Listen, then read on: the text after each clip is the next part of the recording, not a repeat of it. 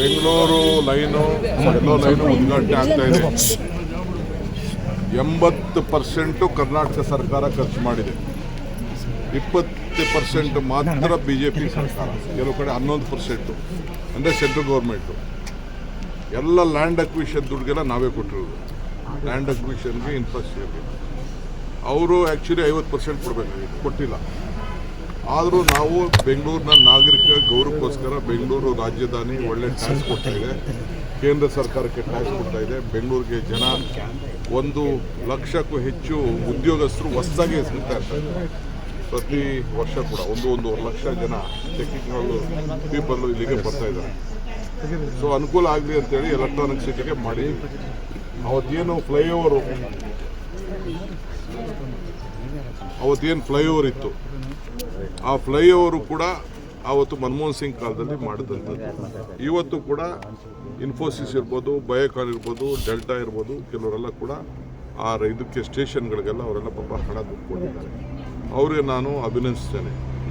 ಇವತ್ತೇನು ಈ ಒಂದಿದೆ, ಕೆಲವರು BJP ಅವರು ಪಾಪ ಏನೋ ಅವ್ರದ್ದೇ ಮಾಡಿದ್ರು, ಅವ್ರು ಯಾರೇನು ಸಾಧ್ಯ ಇಲ್ಲ. ಯಾವ MP ಕೂಡ 10 ರೂಪಾಯಿ ದುಡ್ಡನ್ನು ಕರ್ನಾಟಕ ರಾಜ್ಯಕ್ಕೆ, ಬೆಂಗಳೂರು ನಗರಕ್ಕೆ, ಹಣ ಕೊಡಿಸಲಿಕ್ಕೆ ಯಾವ ಥರದ ಸಹಕಾರನೂ ಕೂಡ ಕೊಟ್ಟಿಲ್ಲ. It is ashamed of all the MPs of Karnataka.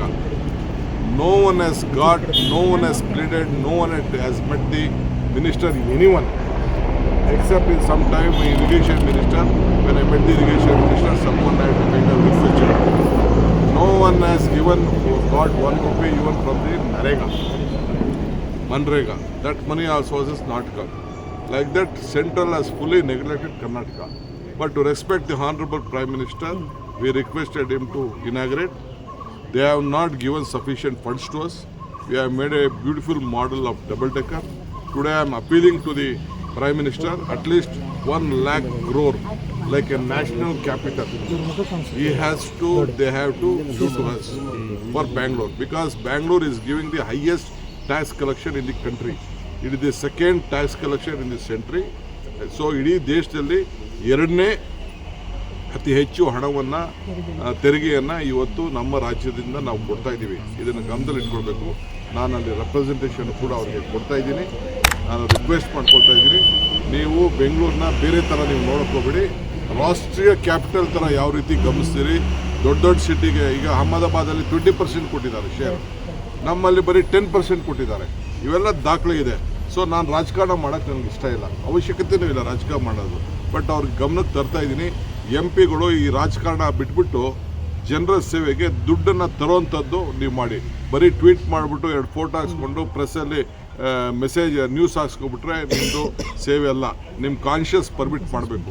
ಆ ರೀತಿ ದಯವಿಟ್ಟು ಕೆಲಸ ಮಾಡಬೇಕು. BJP ಅವರು ಎಲ್ಲ MLAಗಳು ಬೆಳಗ್ಗೆಯಿಂದ ಬಂದುಬಿಟ್ಟು ಮೆಟ್ರೋ 2ನೇ ಹಂತ 3ನೇ ಹಂತಕ್ಕೆ ಮೋದಿಯವ್ರ ಕೊಡುಗೆನೇ ಜಾಸ್ತಿ ಯಾರ್ದು ಇಲ್ಲ. ಪ್ರಾರಂಭ ಮಾಡಿದ SM ಕೃಷ್ಣ ಅವ್ರ ಕಾಲದಲ್ಲಿ ಆವತ್ತು ವಾಜಪೇಯಿ ಅವರು, ಅರ್ಥ ಆಯ್ತಾ, ಎಷ್ಟು ದುಡ್ಡು ಕೊಟ್ಟಿದ್ದಾರೆ ಅಂತ ಸ್ಟ್ಯಾಟಿಸ್ಟಿಕ್ಸ್ ಅವರು ಬಿಡುಗಡೆ ಮಾಡಲಿ, ನಾನು ಬಿಡುಗಡೆ ಮಾಡ್ತೀನಿ. ಮತ್ತಷ್ಟು ಸುದ್ದಿಗಳಿಗಾಗಿ ನೋಡ್ತಾ ಇರಿ ಪಬ್ಲಿಕ್ ನ್ಯೂಸ್ 24x7. ಇದು ಸತ್ಯದ ಧ್ವನಿ.